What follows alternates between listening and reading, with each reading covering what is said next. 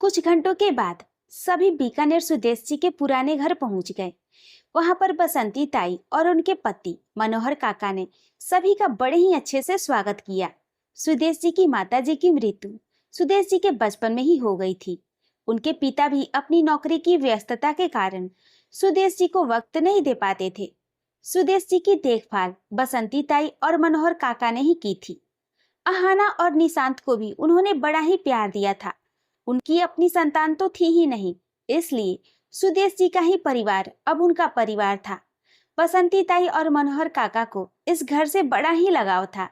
सुदेश जी की माता जी के जाने के बाद उन्होंने जी जान से इस घर को संभाल कर रखा था, इसलिए सुदेश जी के ट्रांसफर के बाद वे दोनों उनके साथ जयपुर नहीं गए और यहीं रहकर सुदेश जी के घर को संभालने लगे। सुदेश भाई साहब, आपके घर की शैली तो बिल्कुल राजस्थानी संस्कृति को दर्शाती है। आजकल ऐसा काम कहाँ देखने को मिलता है? दिनेश जी ने चाय का सिप लेते हुए कहा। सभी हॉल में बैठे बातें कर रहे थे। अहाना की दादी को इस तरह के घर का बहुत ही शौक था। वे एक गांव में पैदा हुई थी। बीकानेर की भागदौड़ भरी जिंदगी में वे खुद को अकेली महसूस करती थी, इसलिए ही पिताजी से कहकर उन्होंने शहर से थोड़ा हटकर और इस राजस्थानी शैली में अपने लिए घर बनवाया था। लेकिन वे ज्यादा वक्त इस घर में रह नहीं पाई। हार्ट अटैक की वजह से बहुत ही कम उम्र में ही। मैं उस वक्त कुछ ही साल का था। बोलते बोलते सुदेश जी अचानक रुक गए। उनकी आंखें नम हो गई थी। अरे भाई साहब, आपको इमोशनल करने का इरादा नहीं था मेरा। दिनेश जी ने सुदेश जी के पास आकर उनके कंधे पर हाथ रख लिया। दिनेश जी का ये अपनापन देखकर सुदेश जी को राहत मिली। मेरे बचपन से लेकर मेरे बच्चों तक के बचपन तक बसंती ताई और काका ने हमें बहुत ही सहारा दिया। मेरी माताजी की इस अमानत हमारे घर को भी उन्होंने ही सहेज कर रखा है। उनका जितना शुक्रिया कर सके उतना कम है। सुदेश जी ने मनोहर काका के हाथों को अपने हाथ में लेते हुए कहा, ऐसा ना कहो बिटवा, इस घर को हम हमेशा ही अपना घर समझे हैं और तुहार पिताजी ने हम लोगों को सहारा दिया, इच्छत दी, इका कम एहसान है तुम लोगन का। मनोहर काका ने सुदेश जी के हाथों को अपनी आंखों से लगाते हुए कहा, ये घर हमसे पहले आपका है काका। आपने और काकी ने जितना इस घर के लिए और हमारे लिए किया है उसका एहसान हम कभी नहीं चुका सकते। अहाना ने बसंती ताई को गले से लगाते हुए कहा। अहाना के दिल में बसंती ताई और मनोहर काका के लिए इतनी इज्जत है, ये देखकर अखिल को बहुत ही अच्छा लगा। लेकिन मैं आपसे नाराज हूँ काकी। निशांत नाराजगी दिखाते हुए पलटकर बैठ गया। हमसे क्या भूल हो गई लला? बसंती काकी उठकर निशांत के पास आ गईं। आप दोनों ही अहाना दी की शादी में नहीं आए, बल्कि आपका आना सबसे जरूरी था। निशांत ने बसंती ताई के गले लगते हुए कहा। उसके लिए हम माफी चाहेंगे लला। तुम्हारे काका की तबीयत अचानक बिगड़ गई थी। हॉस्पिटल जाने की खातिर हम लोगन शादी में नहीं आ सके, पर अब तुम सब लोगन आ गए और हमारे जमाई बाबू भी संग हैं, तो हम तुम्हार सब नाराजगी दूर कर देवेंगे। बसंती ताई ने निशांत के बालों को सहलाते हुए कहा। निशांत भी मुस्कुरा दिया। अरे जमाई बाबू, आप कहाँ चले? अखिल को उठकर जाते देख मनोहर काका ने पूछा।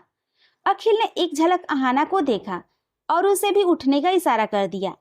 अखिल मनोहर काका की तरफ देखकर बोला, काका, अहाना को अपनी एक दोस्त से मिलना है। उसकी दोस्त इंतजार कर रही होगी। मुझे और अहाना को अभी निकलना होगा। हम बाद में आप सभी की कंपनी ज्वाइन करते हैं। ठीक है जमाई बाबू, मनोहर काका ने कहा। अखिल की बात सुनकर निशांत ने गुस्से से अहाना की ओर देखा। अहाना की नजरें निशांत से मिली तो वे समझ गई थी कि निशांत इस वक्त कितना गुस्सा होगा, लेकिन जो काम करने का उसने सोचा था वे उसे करना ही था, इसलिए वे अखिल के पीछे अपने रूम में चली गई। आप प्रीति को फोन करके लोकेशन पूछ लीजिए, हम लोग सीधा उसके दिए एड्रेस पर जाएंगे और ये पेपर्स उसे दे देंगे। अखिल ने अपने बैग में से पेपर्स निकालकर अहाना की ओर बढ़ा दिए। अहाना ने भी अखिल के हाथ से पेपर्स ले लिए। प्रीति से फोन पर अहाना ने लोकेशन पूछ ली थी। अखिल और अहाना अपनी कार में घर से निकल गए थे। घर पर अपने दोस्तों से मिलने का बहाना बनाकर निशांत भी निकल गया था और अखिल की कार का पीछा करने लगा था। न जाने क्यों उसका दिल बेचैन हो रहा था। वे नहीं चाहता था कि अहाना फिर से उस प्रीति और ऋषि के सामने जाए, लेकिन अहाना को रोकना नामुमकिन था और ना ही वे निशांत को साथ ले जाने को तैयार थी। इसलिए अखिल और अहाना का पीछा करने के अलावा निशांत के पास कोई और रास्ता नहीं था। अखिल और अहाना की कार एक बार के सामने आकर रुकी। इसी जगह पर प्रीति ने अहाना को बुलाया था। अहाना और अखिल को अजीब तो लगा, लेकिन उन्हें तो बस प्रीति को पेपर्स देने थे, इसलिए उन्होंने ज्यादा नहीं सोचा। बार के अंदर जाने से पहले अखिल ने अहाना का हाथ पकड़ लिया। अहाना ने अखिल की ओर देखा, लेकिन अखिल ने अहाना से नजरें नहीं मिलाई। अखिल ने अहाना का हाथ और मजबूती से थाम लिया और उसके साथ अंदर आ गया। अंदर पहुंचकर अहाना ने सब जगह नजरें दौड़ाई। तभी उसकी नजर एक टेबल पर रुक गई। उस पर प्रीति और ऋषि बैठे थे। ऋषि को देखकर अहाना की आंखों के आगे फिर से वही दिन आ गया जब वे कॉलेज कैंटीन में फर्श पर बैठी रो रही थी और ऋषि प्रीति समेत पूरा कॉलेज उस पर हंस रहा था। वे सब याद आते ही अहाना के हाथ कांपने लगे थे। उसकी आंखें नम होने लगी थी। अखिल ने अहाना की ओर देखा। वे अहाना की तकलीफ को, उसके दर्द को अच्छे से महसूस कर सकता था। अखिल अहाना को प्रीति और ऋषि की टेबल से दूर एक अलग टेबल पर ले गया। अखिल चाहता था कि अहाना पहले खुद को थोड़ा स्ट्रांग बना ले, फिर वे ऋषि के सामने जाए। अखिल ने अहाना के लिए चेयर खींची और अहाना को बैठा दिया। अखिल भी अहाना के साथ बैठ गया और एक बार फिर से अहाना का हाथ मजबूती से थाम लिया। बार की शाम को रंगीन बनाने का कार्यक्रम शुरू हो चुका था। एक लड़की ने चेहरे पर नकाब डाला हुआ था और वे परफॉर्म कर रही थी। गाने की लिरिक्स सुनते ही अहाना की नजरें दूर बैठे ऋषि और प्रीति से मिली। दोनों पहले से ही अहाना को देख रहे थे।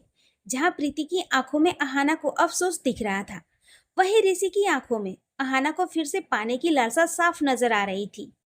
इस बारे में सोचते ही अहाना ने अपनी नजरें ऋषि से हटा ली और अखिल के हाथ की उंगलियों में अपनी हाथ की उंगलियां जोर से फंसा ली।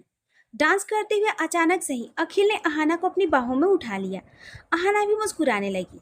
अखिल और अहाना दोनों ही एक दूसरे की आंखों में खो से गए थे। उन दोनों का रोमांस देखकर सभी लोग तालियां बजाने लगे थे। कुछ लोग सीटियां बजा रहे थे। ये सब देखकर ऋषि की आंखों में गुस्सा तैर गया था। गुस्से के कारण उसकी आंखें लाल हो चुकी थी।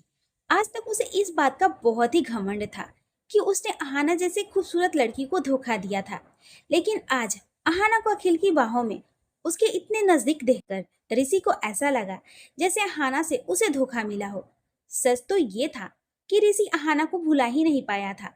धीरे धीरे अहाना को पाने की उसकी तमन्ना बढ़ती ही जा रही थी और आज अखिल की बाहों में अहाना को देखकर ऋषि खुद पर कंट्रोल नहीं कर पाया और गुस्से में बार से बाहर चला गया। प्रीति ने उसे रोकने की कोशिश भी की, लेकिन प्रीति की अब ऋषि की नजर में कुछ औकात ही नहीं रह गई थी। अहाना और अखिल ने भी प्रीति और ऋषि को जाते हुए देखा।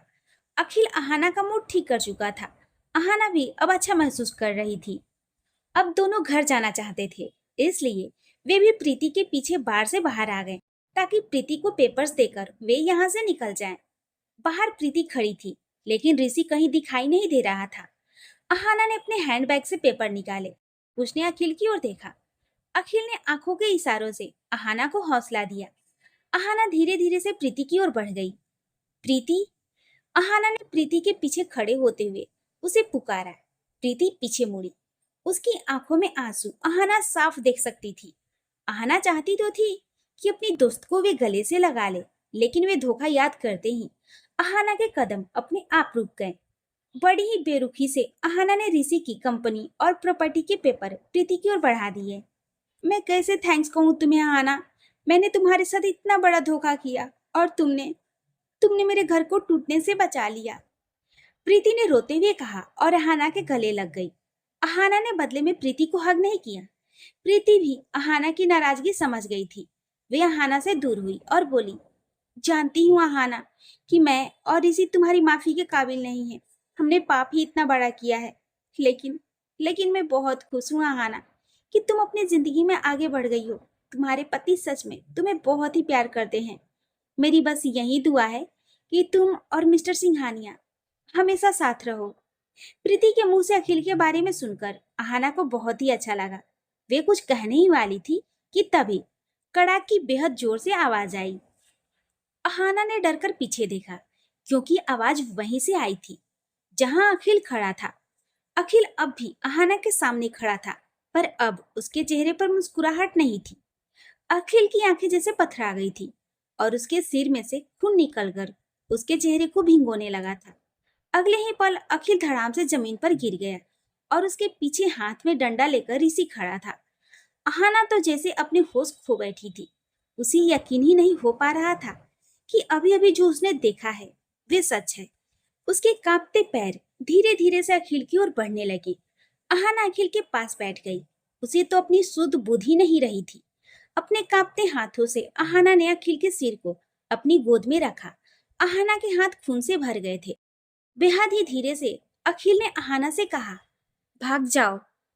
अहाना कुछ बोल पाती उसे से पहले ही ऋषि अहाना के पास आ गया और उसे बालों से पकड़कर उठा दिया। तू सिर्फ मेरी है अहाना, मैंने तुझे धोखा दिया। तू मेरी छोड़ी हुई लड़की है। तू किसी और की बाहों में कैसे जा सकती है?